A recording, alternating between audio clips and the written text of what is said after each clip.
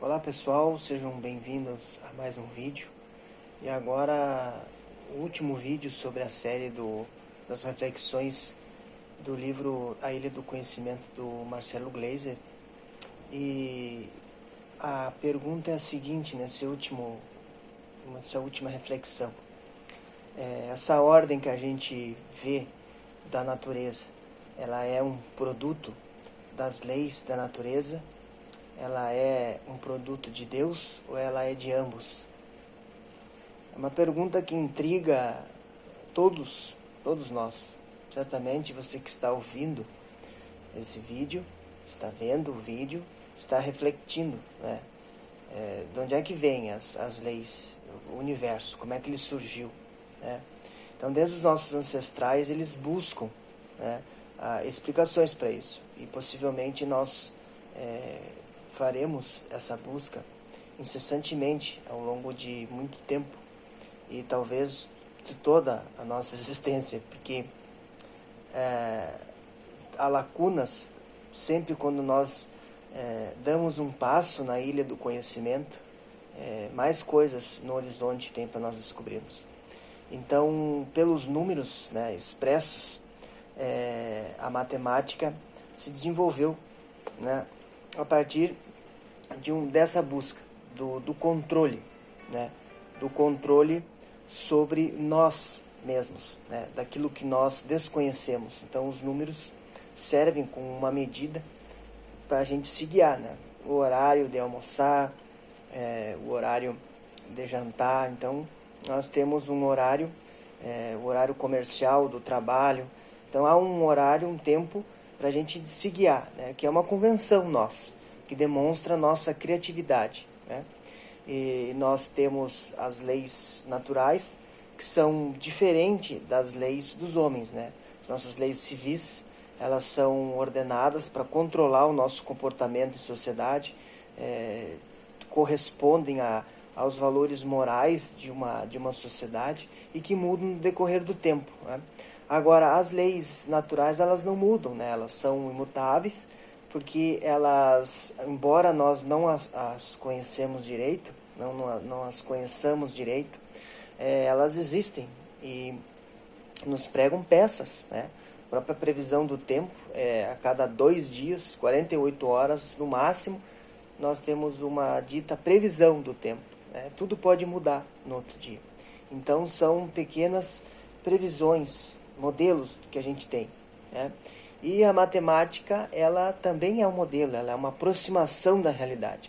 Ela não é a realidade em si, né? Diferentemente do que pensava Platão, de que a linguagem da matemática era a linguagem dos deuses, né? Nada contra os platônicos aqui, mas a matemática revela um produto do cérebro humano, né? Essa invenção, que é a partir das experiências sensoriais que nós temos no mundo, né? Essas experiências sensoriais que nós temos no mundo são usadas para formar teorias, né? Para descrever a natureza. É muito mais complexo do que a ideia da matemática, né? As soluções dos modelos matemáticos, embora abstratos, eles reconhecem simetrias, né? Nós temos um padrão de visão, nós reconhecemos padrão, nós seres humanos, então de simetrias, de aproximações, de ordem, desordem e de assimetria e imperfeições, né? Ao simples ato da ordem e a desordem mostra, no Big Bang, por exemplo, a ordem e a desordem eram comuns ali. Então, nem só de simetria, nem só de um parâmetro estético é feita as leis naturais. As leis naturais, a natureza também é feita através do caos, né? Que faz parte da descrição do mundo natural. Faz parte também, deve ser levado em conta. Por isso que a matemática, ela, da sua forma, ela não explica tudo, nem a física, nem a química, né? Para haver um entendimento mais completo sobre a natureza, então nós temos que ter um entendimento multifocal de várias áreas do conhecimento, não só de um conhecimento. Nós temos a questão da antimatéria, né? Se a antimatéria que existe um elétron e existe o antielétron, a sua antimatéria. Quando eles se encontram, esse elétron e o antielétron, eles se aniquilam, vira radiação. Então, nem todas... existe muito mais matéria no nosso universo do que antimatéria, porque senão esse encontro nós teríamos radiação. Isso aconteceu lá no início do Big Bang. No início do Big Bang, nós tínhamos a mesma quantidade de matéria com antimatéria e existia muita radiação.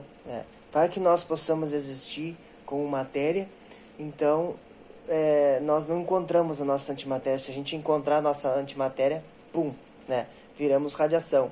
Então essa é uma assimetria do universo que ajuda a manter o universo. Então nem tudo é simétrico na natureza. A assimetria, que foge dos padrões, também é importante. Então essa escrita divina, que Platão falava, é algo mais místico, mas a matemática ela é uma construção humana ao longo da evolução humana, que tem a ver com como a nossa mente interage, como o nosso cérebro interage, e que nós não entendemos tudo e sobre a natureza, embora as máquinas Turing, que são as máquinas que fazem cálculos muito complexos, muito avançados, com dados e cálculos, essas máquinas, elas, mesmo elas tendo um potencial muito grande de cálculo e de resolução de problemas, elas são construções nossas também. Elas não passarão o cérebro humano, porque elas são programadas, assim como tijolos que são usados para fazer as casas, elas fazem, através dos seus algoritmos, essas máquinas, elas usam algoritmos programados por quem? Por ser humano. Existem os veículos que não tem motorista lá nos Estados Unidos, e esses veículos são conduzidos, coordenados, fiscalizados, operacionalizados por quem? Por o ser humano. Então o cérebro humano está sempre por trás. Essa história de ficar um cérebro funcionando sem o corpo não é uma coisa muito possível atualmente,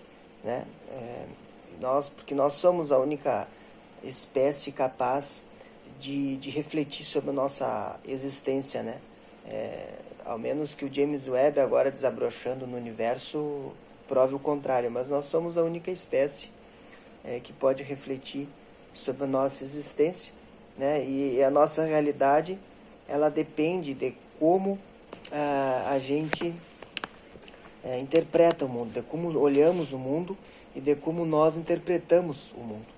Isso depende, nós teremos uma análise diferente de acordo com aquilo que nós interpretamos do mundo, Uma análise de um físico é uma análise de um químico diferente, porque eles têm olhares diferentes, não quer dizer que um seja errado e o outro certo.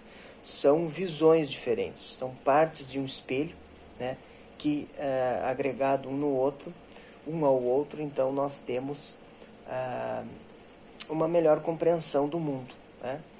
Então a ciência tem limitações, conforme os instrumentos, a natureza por si só ela já nos prega peças, porque não se entende tudo, se faz modelos para explicar, e os instrumentos de pesquisa também são deficitários hoje, e o que nós sabemos hoje pode se tornar diferente do que a gente entende para amanhã por causa desses instrumentos. Então essas simulações que nós temos hoje, de computadores, os computadores são aliados, serão futuramente grandes aliados, a inteligência artificial será um grande aliado para nos ajudar nesses conhecimentos desses computadores, como foram nas Voyages, alguns problemas que teve na Voyages, como foram lançados por Carl Sagan, O Carl Sagan fez parte do projeto da NASA que construiu as Voyages, e os computadores solucionavam problemas, só que quando ele não sabia mais o que fazer, não estava dentro no cronograma dele, ele perguntava para a Terra o que ele faria. Como teve alguns problemas que foram resolvidos aqui na Terra pela NASA. Então o computador ainda não consegue solucionar tudo, talvez não consiga fazer tudo, precisa do cérebro humano interagindo. Então o que fica a imagem da ciência, que a ciência é uma narrativa, é uma forma de narrar o mundo que rodeia todos nós, e é a busca do sentido, é a busca incessante pelo sentido, a partir de modelos, aproximações, aonde a falha, os obstáculos fazem parte, os fracassos fazem parte, e eles devem ser vistos como oportunidades de crescimento, né? Não como fracasso. Thomas Edison testou centenas de elementos, né, até chegar no tungstênio, que é o elemento principal da lâmpada incandescente, né? Hoje em dia ela já não é mais usada, mas até pouco tempo ela ainda era usada. Então, se o Thomas Edison fracassasse e achasse que aquilo ele não ia conseguir, né, eles diziam assim para ele: você é um fracassado, cada vez que ele tentava e errava o elemento, né, tungstênio, que depois ele foi achar que era um tungstênio. E ele dizia que ele não era um fracassado, ele dizia que era mais uma maneira de como não descobrir a lâmpada. Então, dessa forma de pensar, uma forma de ver os obstáculos, as dificuldades como elementos de propulsão para as outras descobertas, né? E essas descobertas científicas, obviamente, podem ser usadas para o bem ou para o mal, né? Vai depender de como que a gente usa e gerencia eles, né? Desejo que seja usado para fins úteis para a humanidade, que é o que os grandes cientistas, como Einstein, por exemplo, desejava, né? O Einstein, inclusive, dizia que a gente não podia conhecer tudo, a gente não podia entender tudo na nossa mente, e que ele desejava que a tecnologia, os conhecimentos científicos fossem usados, então, de uma maneira eficaz, produtiva, para todas as pessoas na sociedade, né? O Glaser fala muito isso de uma maneira espiritualizada, não está atrelada à religião, essa maneira espiritualizada que o Glaser fala de usar a ciência, mas em si usar a ciência de uma forma que ajude as pessoas, melhore a vida das pessoas, né? E porque nós conhecemos apenas 5% da matéria. 5% do que existe no universo nós conhecemos, que são pósitrons, elétrons, a matéria em geral. O resto é tudo matéria escura e energia escura. Então há um grande leque, há 95% do universo que nós não descobrimos, não sabemos o que é, e que é uma grande massa de estudos aí pela frente, principalmente pelos astrônomos, um grande campo de conhecimento, de busca de saber o que é, né, a matéria escura e a energia escura.